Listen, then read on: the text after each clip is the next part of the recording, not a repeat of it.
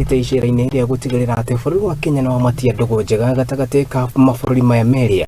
Akĩaria rĩmwe na Munini wa President Rigathi wa gachagua nĩ atarĩirie atĩ arĩ na mwĩhoko atĩ kumanagia na icera rĩu ndũgũ njega ĩrĩa ĩkoretwo ĩgĩthiĩ na mbere gatagatĩ ka mabũrũri maya merĩ nĩ gũthiĩ na mbere na kũgacĩra. Gũkĩrĩ ũguo nĩ oigĩte atĩ nĩ megũkorwo makĩroreria na njĩra nene sekta ya urimi, sekta ya ugima wa mwiri gwata sekta ya gũthii na mbere kana technology.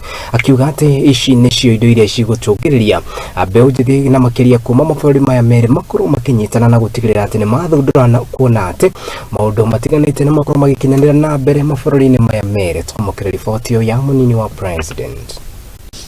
It is with immense gratitude that I express my appreciation to Her Excellency the Vice President for her able leadership and time during this inaugural meeting of the Joint Commission on Economic, Technical, Scientific and Cultural Cooperation between Kenya and Colombia held this afternoon.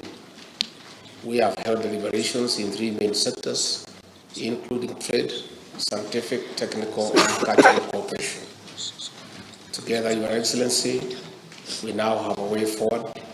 The next assignment ahead is implementation.